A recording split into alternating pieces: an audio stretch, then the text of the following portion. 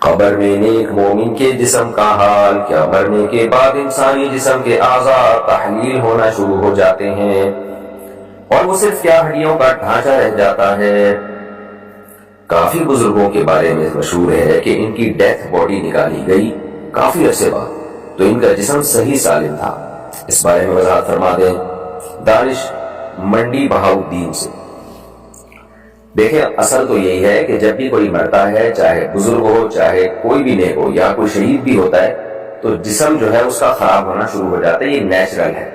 مٹی کھا جاتی ہے اس کو، تو یہ نیچرل پروسیس ہے جو اللہ نے رکھا ہے۔ اس میں کسی کے نیک یا برے ہونے کا تعلق نہیں۔ نیک لوگوں کے جسم کو بھی مٹی کھا جاتی ہے، پہلے کیڑے پڑ جاتے ہیں، اور برے لوگوں کے جسم کو بھی مٹی کھا جاتی ہے اور اس میں کیڑے پڑ جاتے ہیں۔ یہ نیچرل ہے، اس کا اچھے یا برے عمل سے کوئی تعلق نہیں ہے۔ کوئی مر گیا، اس کی لاش میں کیڑے پڑ گئے تو کبھی بھی اس سے بدگمان ہونے کی اجازت نہیں ہے۔ یہ قدرتی عمل ہے۔ اللہ تعالیٰ نے تبھی کہا ہے کہ بلا قادرین علی ان نسوی بنانا۔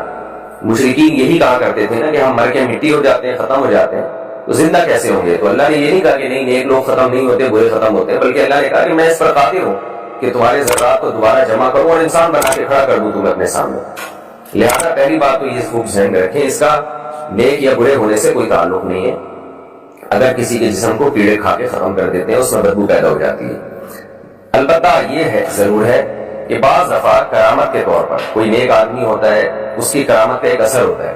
وہ اثر میں یہ ہوتا ہے کہ اللہ اس کے جسم کو سلامت رکھ لیتے ہیں۔ بعض دفعہ ایسا بھی ہوتا ہے، جیسے بہت سارے صحابہ تھے جن کے جسم سلامت تھے۔ حضرت حمزہ رضی اللہ تعالیٰ عنہ کو شہادت کے بعد دفن کیا گیا، تو جہاں دفن کیا گیا میرا خیال ہے 60-70 سال یا 100 سال کے بعد ان کی میت کو نکالا گیا، وہاں سیلاب آ رہا تھا، تو آپ کا جسم بالکل صحیح سلامت تھا۔ ایران میں بعض صحابہ کی قبریں کھلی ہے تو وہ اس کی باقاعدہ ویڈیو بنائی گئی ہے کہا جاتا ہے، اور وہ خبر بڑی مشہور بھی ہوئی تھی ہمارے بچپن میں، لوگ ہمیں بتایا کرتے تھے۔ اب پتہ نہیں ہمارے بچپن کا واقعہ ہے یا اس سے پہلے کا واقعہ، لیکن خبر ہمیں بڑی مشہور ہوئی تھی، پھر ہم نے دوسرے ذرائع سے تصدیق بھی کی، تو صحابہ کے جسم بالکل سلامت تھے۔ تو خیر اس جو ایران میں واقعہ ہوا، مجھے 100% اس کا یقین نہیں ہے، آپ دوسرے اہل علم سے آپ پوچھ سکتے ہیں ان کے واقعی ایسا ہوا تھا کہ نہیں ہوا تھا، لیکن میں نے خود شہداء کے جسم دیکھے ہیں کئی دنوں بعد، کئی ہفتوں بعد بھی صحیح سالم، میں نے تو خود مشاہدہ کیا اس کا۔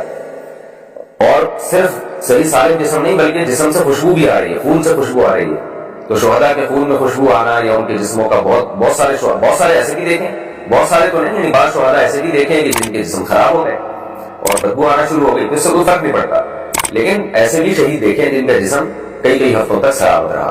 اور ان سے خوشبو بھی آتی رہی۔ حضرت مفتی عتیق الرحمان شہید رحمۃ اللہ علیہ یہاں کتنے بڑے درس قرآن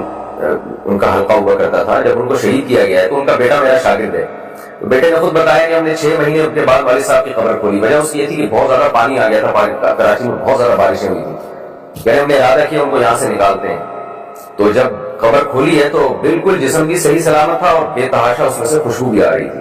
تو یہ کرامت ایسی ہے جو مسلمانوں میں ہوتی رہتی ہے، جو ایک نارمل ہے، شہداء کے ساتھ تو بہت ہی ہوتی ہے، یہ خون سے خوشبو آ جانا یا جسم کا سلامت رہنا۔ تو یہ جو ایسا ہوتا ہے بعض بزرگوں کے ساتھ، اچھا بعض دفعہ یہ کافر کے ساتھ بھی ہوتا ہے، خوب سمجھ لیں،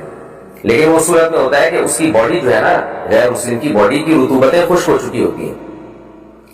بعض ایسے واقعات ہوئے ہیں کہ وہ، لیکن اس کی وجہ کوئی کرامت نہیں ہوتی، بلکہ اس کی وجہ یہ ہوتی ہے کہ ایسی بیماری میں ڈیتھ ہوئی ہوتی ہے کہ باڈی کا سارا پانی خشک ہو گیا۔ تو جب کسی کی ایسی بیماری میں ڈیتھ ہوتی ہے نا کہ سارا پانی باڈی کا بالکل خشک ہو گیا، تو پھر دفن ایسی جگہ پہ کیا گیا۔ بعض دفعہ یہ بھی تو ہوتا ہے نا کہ جس جگہ دفن کیا گیا ہے وہ کیسی جگہ ہے، ٹیمپریچر کیا ہے اس کا۔ اب کسی کو آپ نے ناروے میں کہ جو ہے نا -40 ٹیمپریچر میں دفن کر دیا تو شاید وہ تو ایسے ہی صحیح سلامت رہے کئی ہفتوں کئی مہینوں تک، تو اس کا اس سے بھی تعلق ہوتا ہے۔ لیکن ہم نے جو شہداء دیکھے ہیں نا وہ تو ایک نارمل پاکستان کے ٹیمپریچر پہ ہی دیکھے ہم نے، گرمی والے ٹیمپریچر میں، اور کوئی ان کی باڈی کی رطوبتیں اور پانی بھی خشک نہیں ہوا تھا، اس کے باوجود وہ کئی ہفتوں تک صحیح سالم رہے، اور کئی ہفتوں تک کیا ہم نے تو دیکھا کہ وہ ان کی باڈی خراب ہی ہوئی، تو پھر اسی طرح سے دفنایا گیا۔ تو اب یہ کہنے بحث ہے کہ اتنے ہفتے تو دفنایا کیوں نہیں گیا ان کو، اس کی زیادہ ڈیٹیل میں نہیں جاتا، ابھی بات لمبی ہو جائے گی۔ بعض دفعہ یہ ہوتا ہے کہ دفنا دیا جاتا ہو، گیا ہوتا ہے، پھر وہ قبر سے ان کو شفٹ کیا جاتا ہے کہیں اور، تو شفٹ کرنے کی ضرورت اس لیے پیش آتی ہے، بعض شہداء خواب میں آ کے بتا رہے ہوتے ہیں کہ ہم جہاں قبر میں آرام کر رہے ہیں وہاں پر پانی آ رہا ہے، سیلاب آ رہا ہے، جیسے حضرت حمزہ رضی اللہ تعالیٰ عنہ کے بارے میں خواب آیا تھا، تو اس طرح سے ہوتا ہے، تو پھر وہاں سے ان کو نکالنا پڑتا ہے، ورنہ نارملی میت کو جب ایک جگہ دفن کر دیا تو وہاں سے اس کو نکالنا جائز نہیں۔